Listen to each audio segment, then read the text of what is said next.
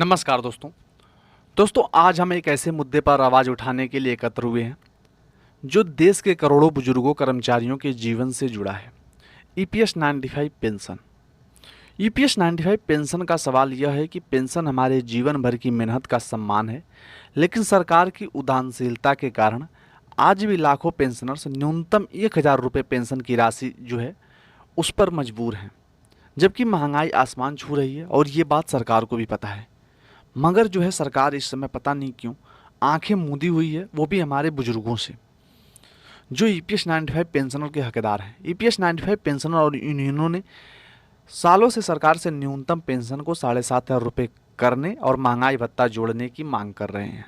2014 से अब तक पेंशन में कोई बढ़ोतरी नहीं हुई है, जबकि जीवन यापन की लागत कई गुना बढ़ चुकी है। श्रम मंत्रालय ने 2020 में 2,000 रुपये पेंशन का प्रस्ताव भेजा था, लेकिन वित्त मंत्रालय ने मंजूरी नहीं दी। अगर 2,000 रुपये मंजूरी नहीं दी तो आने वाले समय में जो हम मांग कर रहे हैं 7,500 रुपये कैसे सरकार दे देगी। सरकार हमारे पैसे दूसरों को बांट रही है। हमारे कमांडो सुखराव साहब ने स्पष्ट रूप से कह दिया कि हमारे पैसे से दूसरे को भोग मिल रहा है और हमें हमें खाने को तक नहीं मिल रहा है।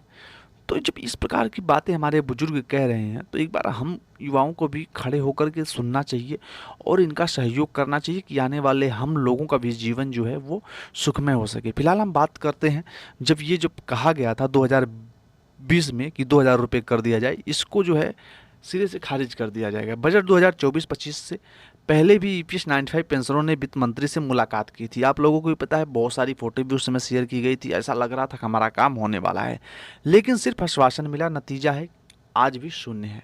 आप देखोगे तो हमारे हाथ में कुछ भी नहीं आया है। बहुत बड़ी बड़ी बातें उस समय हुई थी कि अब पैसा हो जाएगा, ये हो जाने वाला है, वो हो जाने वाला है। कई मीडिया हाउसेज ने भी इस प्रकार की खबरें चलाई थी कि यहाँ पेंशन बढ़ोतरी होगी। बहुत सारी प्रिंट मीडिया, बहुत सारी इलेक्ट्रिकल मीडिया, सबने इस खबर को अच्छे से उछाला था, लेकिन कहीं पे भी ईपीएस 95 पेंशन की बढ़ोतरी नहीं हुई।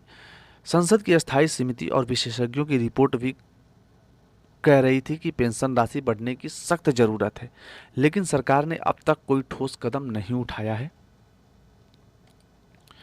अब हमारी मांगे क्या है? ईपीएस 95 की न्यूनतम पेंशन तुरंत 7,500 रुपये की जाए, ताकि हमारे जो बुजुर्ग हैं, जो आए दिन इस पीड़ा में जी रहे हैं, कम से कम उनको थोड़ी तो राहत मिले। और इस पेंशन के साथ दोस्तों महंगाई भत्ता भी जोड़ना पड़ेगा, जिसको हम कहते हैं डीए। डीए जोड़ना बेहद ज़रूरी है। अगर डीए जुड़ा होता तो शायद आज हमारी ये स्थिति नहीं होती। पेंशनर और उनके परिवार के लिए मुफ्त चिकित्सा सुविधा जो है वो की जाए, बिल्कुल मुफ्त की जाए।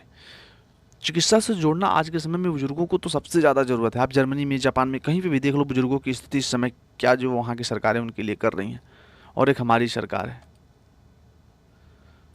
तुलना कंपैरिजन करना पड़ेगा कि हमारे बुजुर्ग आज किस स्थिति में है। क्या उनको रोड पे आके धरना देने की ज़रूरत है? बिल्कुल नहीं। आपको सरकार को खुद उनके पास जाना चाहिए।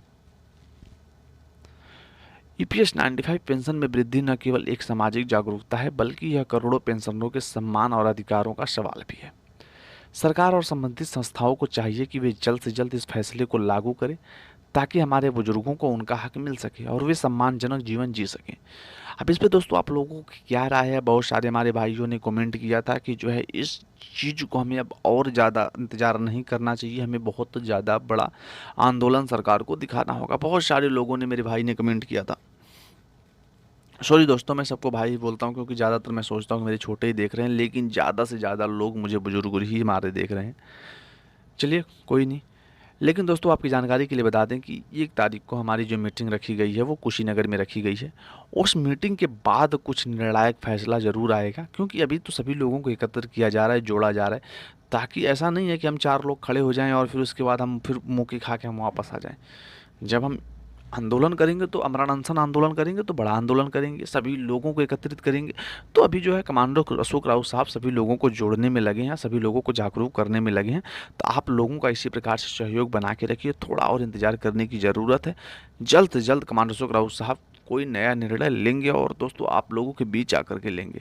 जब भी उनकी जूम मीटिंग होती है, कुछ भी होती है, सारा कुछ पब्लिक किया जाता है कि जहाँ आप लोगों को पता चल सके कि वो ये कि कदम किस प्रकार से रख रहे हैं और आने वाले टाइम में किस प्रकार से ईपीएस 95 पेंशन की बढ़ोतरी में उनका योगदान सराहनीय रहेगा।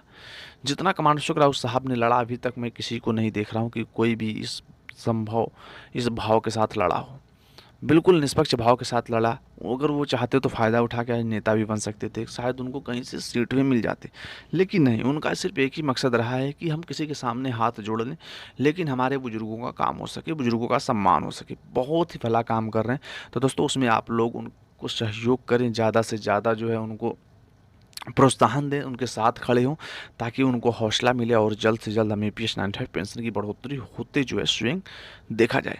फिलहाल दोस्तों आप लोग कमेंट के माध्यम से ज़रूर बताइएगा कि ईपीएस 95 पेंशनरों को और आगे क्या करने की ज़रूरत है और आगे की राह क्या हो सकती है। चलिए दोस्तों फिलहाल मिलते हैं नए वीडियो में, तब तक के लिए थैंक यू।